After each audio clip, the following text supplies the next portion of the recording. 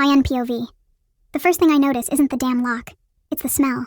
Sandalwood, expensive rain, and a hint of something metallic. It's the scent that has lived rent-free in my head for 6 months, while I played the role of the clumsy, sweet assistant at John Enterprises. I'm standing in the middle of a room that looks like a 5-star hotel suite, but there's no balcony, no windows. There is a monitor that flickers to life the second I try to turn the brass handle of the heavy door. Click. The sound is tiny, but in this suffocating silence, it feels like a physical blow to my chest. I pull at the handle. It doesn't budge. My breath hitches, coming out in short, jagged stabs. Looking for a way out, love? The voice comes from the shadows in the corner. My heart stops, then restarts at a double-time gallop.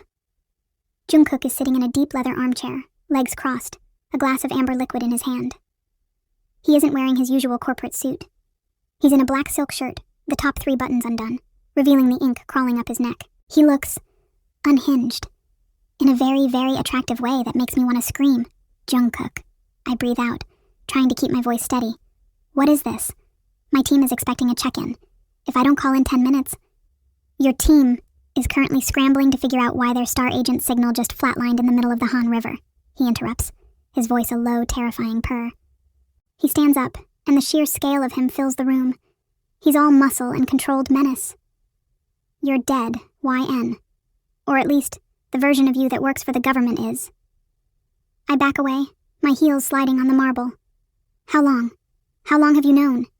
He steps into the light, and I see the fire in his eyes, a mix of pure, unfiltered jealousy and a dark, obsessive triumph. Since the 2nd week. You were too good, love. Too perfect. Nobody is that sweet without a motive. He's inches away now. I can feel the heat radiating off him. He reaches out to slowly trail his thumb along my jawline. His touch is light, but it feels like a brand. I watched you bug my office.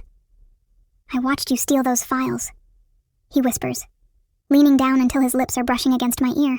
And every time you smiled at me while lying through your teeth, I wanted to lock you in a box and keep you there until you forgot your own name. I shiver, a traitorous thrill running down my spine. You're a monster. I'm the monster that just saved your life, he snaps, his grip suddenly tightening on my chin, forcing me to look at him. His face is a mask of cold fury.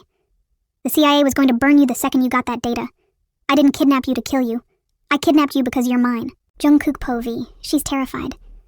I can see the pulse jumping in her neck, fluttering like a caught bird. Good. She should be. For months I've had to sit across from her, watching her play her little games, knowing she was trying to destroy everything I built. I should have killed her. My right-hand man told me to drop her in the ocean. But looking at her now, pale, defiant, and so incredibly beautiful in the dim light, I knew I could never let her go. She's a drug, and I'm a hopeless addict. Let me go, Jungkook, she says, her voice trembling. No, I say, the word final and heavy. I let my hand slide from her chin to the back of her neck, my fingers tangling in her hair.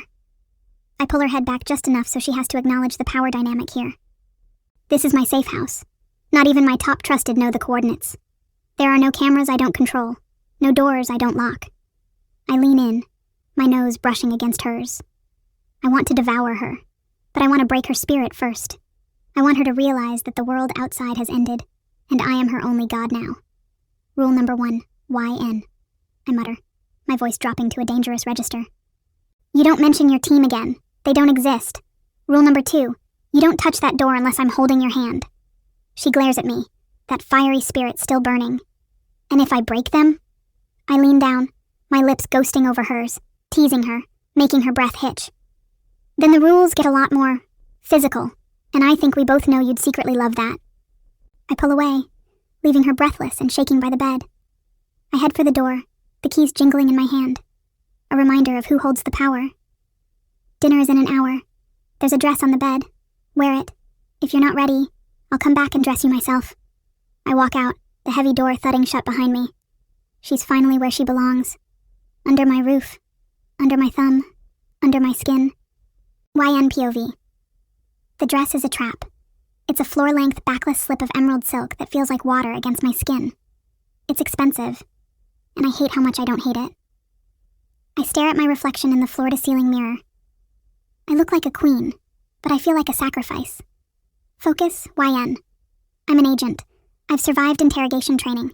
I can survive a dinner with a man who has a literal most wanted poster with his face on it. The door clicks open. Jungkook is standing there, leaning against the frame. He's changed into a charcoal suit. No tie, top buttons undone. He looks at me, and for a split second, the mask slips.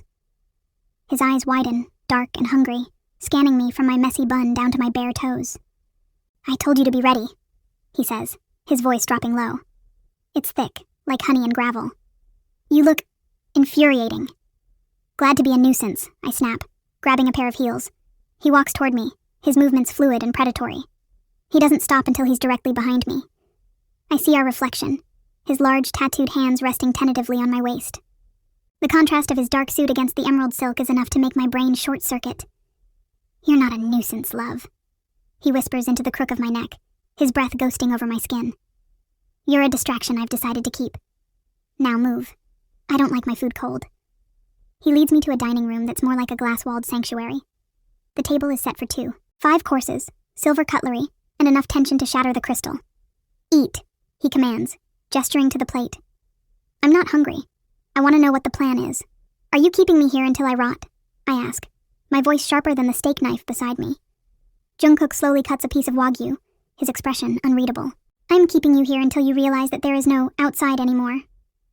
Your handler, Seokjin? He's already been reassigned. They think you went rogue, YN. They think you took the files and ran to the highest bidder." My heart drops.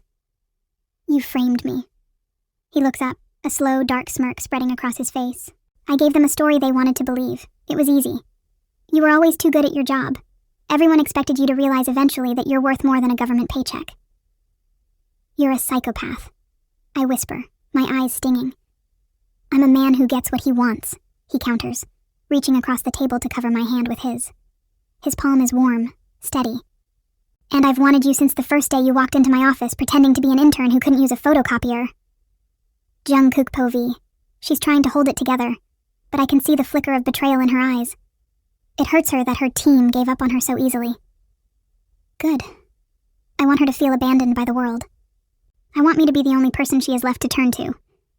"Don't touch me," she says, pulling her hand away. The rejection stings more than it should. I feel that familiar ugly flare of jealousy in my chest. Who is she staying loyal to? That agency? Or is there someone else? Some partner she's waiting for? Is there someone else? YN? I ask, my voice turning cold. Serious. The air in the room suddenly feels heavy. She blinks, startled by the shift. "What?" "The way you're holding on to hope. Is there a man? Someone you're expecting to come through that door and save you?" I stand up, the chair screeching against the floor. I walk around the table, looming over her. I can see the butterflies in her eyes, that frantic, panicked look that tells me I'm getting to her. There's nobody, Jungkook. I was doing my job. I lean down, pinning her against the chair with my arms on either side of her. Our faces are inches apart. I can see the gold flecks in her irises. I can smell her. It's driving me insane. "Good," I growl. "Because if anyone even tries to touch what's mine, I'll burn the city down with them in it. You think I'm playing by the rules of the world? I am the fkin rules here." I let my gaze drop to her lips. They're parted, her breath hitching in that way that makes my blood roar. I want to kiss her. I want to ruin her. "Say it," I command. "Say what?" she whispers, her voice trembling. "Say you're mine. Say you aren't leaving." She looks at me, and for a second, the agent is gone. It's just us. The monster and the girl who shouldn't love the way he looks at her. She starts, but then a loud, rhythmic thumping echoes through the house. An alarm. Red lights start pulsing against the obsidian walls. My blood turns to ice. Someone found the safe house. I grab her arm, pulling her up and shielding her body with mine. My hand goes to the holster at my back. "Stay behind me," I hiss, my voice dropping into that lethal Mafia boss tone. "If you move an inch from my side, YN, I swear to God." The front door of the estate booms. Someone just blew the lock.